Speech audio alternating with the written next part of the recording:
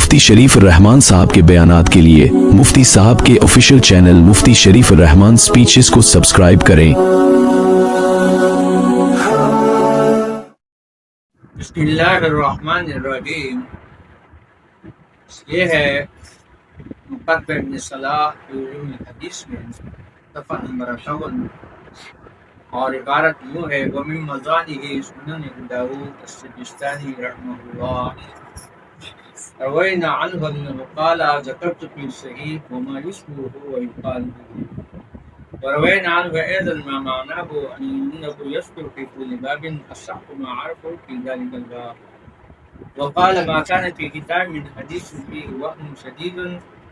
فقد بينته، وما لم أذكر فيه شيئا فهو صالح وبعضها صحيح۔ معنی ترجمہ اس کا یہ ہے: ومن مدانی سنن ابی داؤد السجستانی، و حدیث حسن کے ممکن مواقع میں امام ابو داؤد سجستانی رحمۃ اللہ علیہ کی سنن ہے۔ ہم سے امام ابو داؤد کے حوالے سے نقل کیا گیا ہے کہ انہوں نے فرمایا کہ میں نے اس میں صحیح حدیث اور وہ حدیث جو اس کے مشابہ ہے اور وہ جو اس کے قریب قریب ہے وما یقال به وہ ذکر کیا ہے،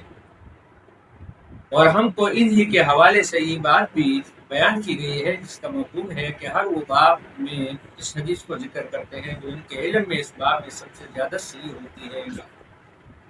اور انہوں نے یہ فرمایا کہ میری کتاب میں جو کوئی ایسی حدیث ہوتی ہے جس میں شدید کمزوری ہو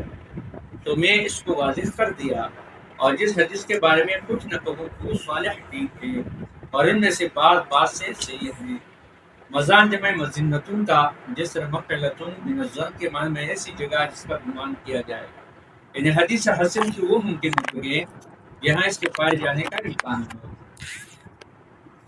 حدیث حسن کا دوسرا منبع اور سجست امام ابو داؤد سجستانی کی کتاب سنن ہے۔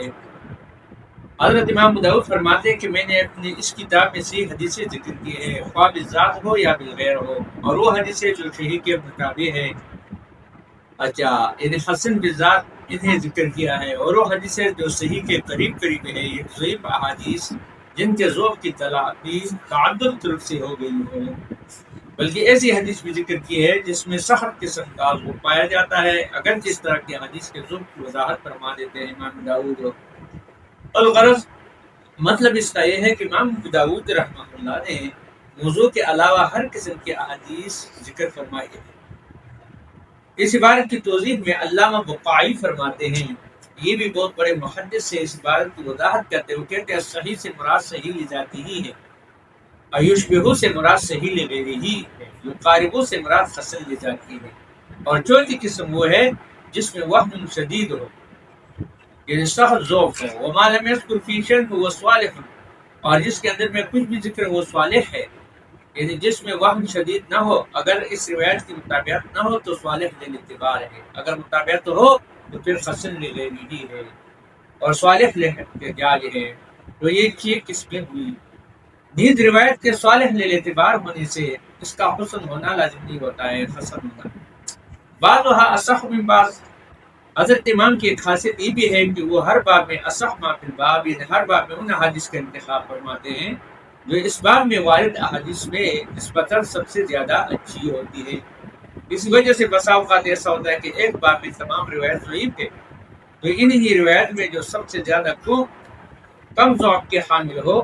تو امام اس کی تفسیر فرما دیتے ہیں۔ بعضها اصح من بعض، یہ مذکورہ مفاضلہ صحت کی اصطلاحی کے اعتبار سے نہیں ہے، بلکہ یہاں مفاضلہ جو ہے یہ احتجاج کے باب سے ہے جو ذوق کے منافی نہیں ہے۔ ذکرت فی صحیح، امام داؤد نے اپنے اس رسالے میں جو انہوں نے مکہ کے نام لکھا جس میں اپنی سنن کی خصوصیات اور کتاب طرز عمل کی وضاحت فرمائی ہے، اس رسالے میں ہمیں عبارت مکمل اس طرح نہیں ملی جس طرح حافظ بن صلاح نے نقل فرمائی ہے۔ شیخ عبدالفتاح بغدادی نے اس رسالے کے حاشیے میں فرماتے ہیں کہ عبارت خطیب بغدادی کے تاریخ بغداد میں